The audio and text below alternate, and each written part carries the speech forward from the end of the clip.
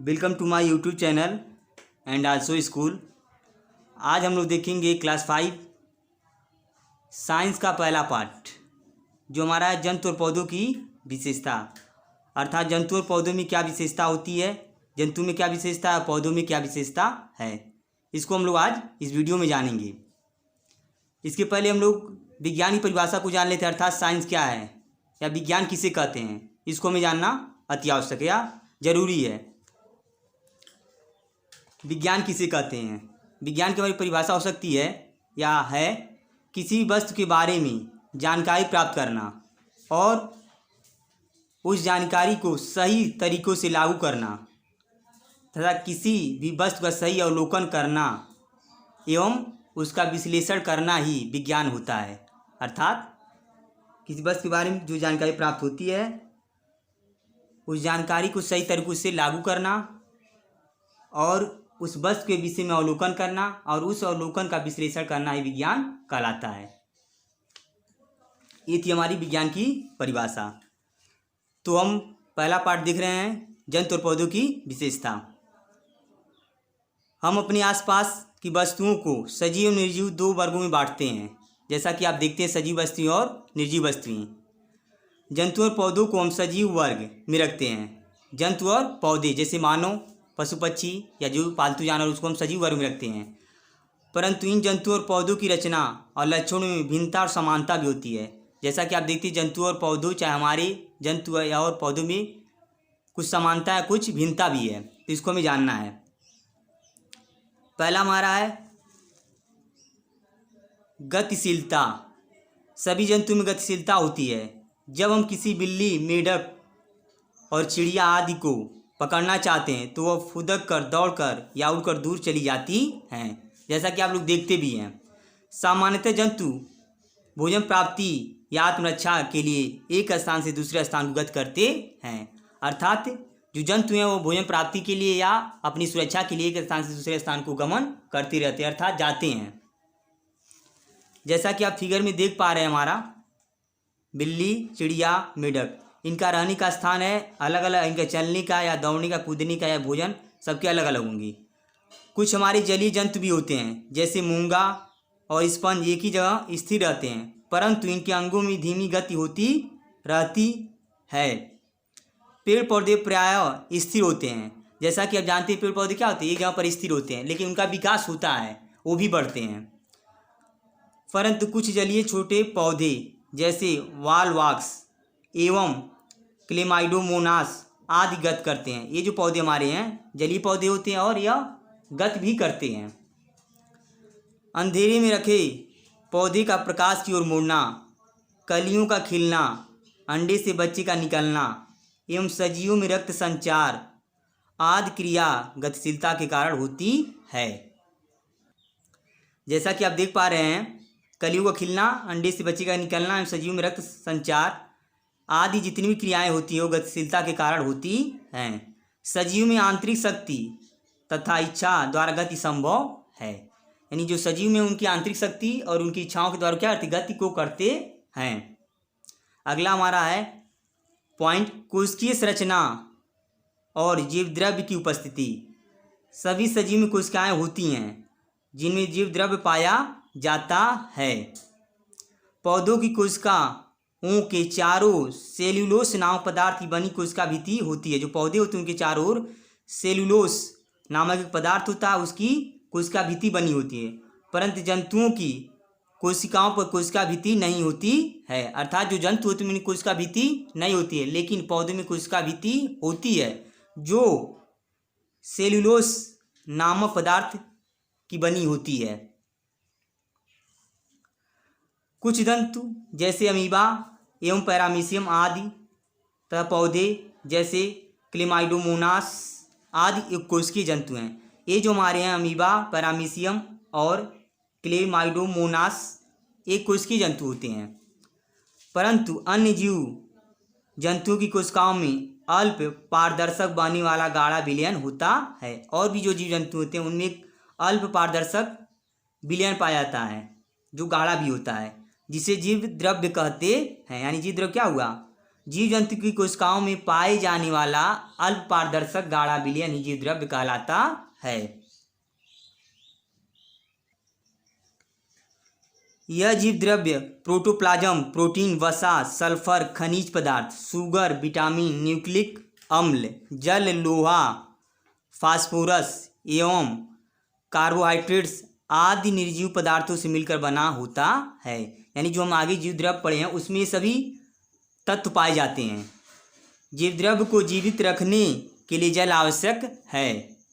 जैसा कि आप जानते हैं कि किसी भी जीव जंतु या मनुष्य या कोई भी जो सजीव से जीवित रहने के लिए जल की आवश्यकता होती है।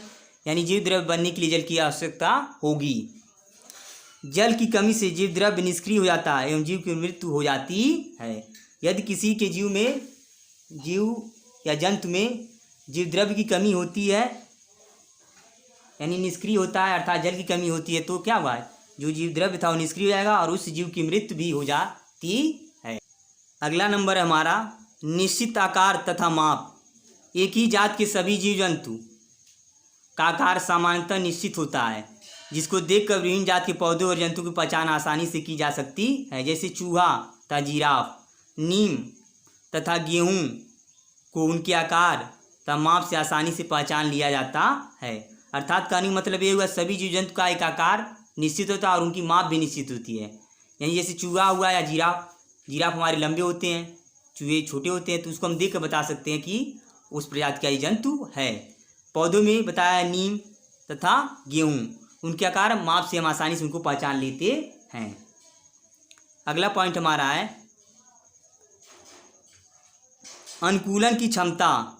जंतु अथवा वनस्पति का अपने परिवेश के अनुसार बदल जाना अनुकूलन कहलाता है। अनुकूलन मतलब अपने परिवेश के अनुसार उनको अपने वातावरण में परिवर्तन लाना ही अनुकूलन होता है। सभी जीवों में स्वयं को परिस्थिति के अनुसार बदलने की क्षमता होती है। यानी जितने भी जीव जंतु होते हैं या पेड़ पौधे, वो अपनी परिस्थिति के अनुसार बदलने की उनमें क्षमता विकसित होती है। अर्थात तो परिस्थिति के अनुसार यानी वातावरण के अनुसार अपने आप को बदल सकते हैं। पर्यावरण परिवहन का पौधों एवं जीवों पर गहरा प्रभाव पड़ता है।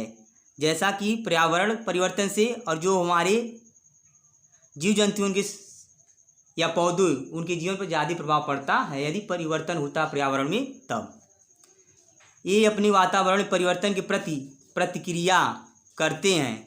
इन्हें प्रकाश, ध्वनि, ऊष्मा, स्वाद तथा स्पर्श के प्रति प्रतिक्रिया होती है। यानी जितने भी हमारे जीव जंतु हैं उनको प्रकाश के प्रति या ध्वनि, ऊष्मा, स्वाद और स्पर्श के प्रति उनकी क्या होती है, प्रतिक्रिया होती है। उद्दीपन के परिवर्तन आने पर किसी जंतु की प्रतिक्रिया अनुक्रिया कहलाती है। जैसे यदि हमें पैर पे चोट लगता है तो हम क्या करते हैं, पैर को पीछे कर लेते हैं, या कभी आग से हम जल जाते हैं तो क्या करते हैं, उस अंग को हम पीछे करते हैं। तो कहने मतलब क्या है, उसके प्रति हमारा अंग प्रतिक्रिया कर रहा है। आग से हम अपने पैर को पीछे हटाने की क्रिया को ही हम एक प्रकार से उद्दीपन कर सकते हैं।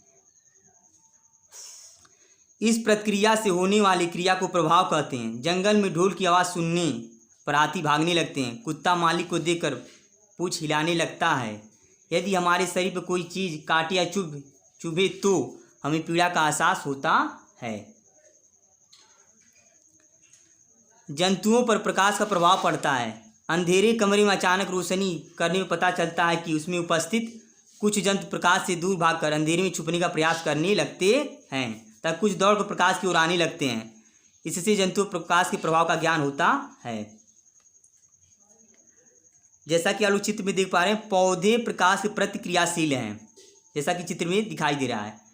कुछ हमारे यहाँ मुख्य बिंदु, तेज प्रकाश का प्रभाव हमारी आंखों पर भी पड़ता है। जैसे अंधेरे कमरे से एकदम धूप में निकलने पर हमारी आंखें स्वतः ही बंद हो जाती हैं, और तेज धूप या रोशनी से किसी अंधेरे कमरे या कम रोशनी वाले कमरे में पहुंचने पर हमें कुछ दिखाई नहीं देता है। जैसा कि आप लोग देखते भी हैं, यदि हम अधिक रोशनी से कम रोशनी में जाएं कुछ समय के लिए क्या होता है, हमें अंधेरा रहता है, दिखाई देता नहीं है। लेकिन कुछ समय बाद क्या होता है, उसी प्रकाश में हम देखने लगते हैं उस वस्तुओं को। तो कहने मतलब यह हुआ या हमारा तात्पर्य है कि हमारी आंखें भी प्रकाश के प्रति अनुकूल होती हैं। अगला हमारा है पौधों पर भी प्रकाश का प्रभाव पड़ता है। पौधों पर प्रकाश का प्रभाव समझने के लिए एक छेद हुआ गत्ते का डिब्बा लेकर उसे पौधे के ऊपर तक ढक दीजिए। चित्र में आप देख पा रहे हैं ऊपर। तब उसे लगातार खाद पानी देते रहिए। कुछ दिनों बाद आप देखेंगे कि पौधे का कुछ भाग छिद्र वाले हिस्से से बाहर प्रकाश की ओर निकल जाता है। फिर छिद्र वाले भाग को पलट कर दूसरी ओर कर दीजिए और कुछ दिन बाद पौधे का वही भाग दूसरी ओर मुड़कर छिद्र से बाहर निकल जाता है। जैसा कि चित्र में आप देख पा रहे हैं कि गत्ते में क्या है, प्रकाश जाने के लिए रास्ता बनाया गया है। इस पौधे को हमें क्या करना है, खाद पानी जो भी इनके पोषण के लिए जरूरी है उसको देना है। तो देखेंगे कुछ समय बाद क्या हुआ, जो इसकी शाखाएं होती प्रकाश की ओर मुड़ जाती हैं, अर्थात जिधर से प्रकाश आता है उधर की ओर उनकी शाखाएं मुड़ने लगती हैं। इससे सिद्ध होता है कि पौधे प्रकाश के प्रति क्रियाशील है, परंतु कुछ पौधे जैसे रात की रानी एवं मैग्नोलिया आदि के फूल रात को खिलते हैं क्योंकि इन्हें प्रकाश के प्रति अनुक्रिया नकारात्मक होती है।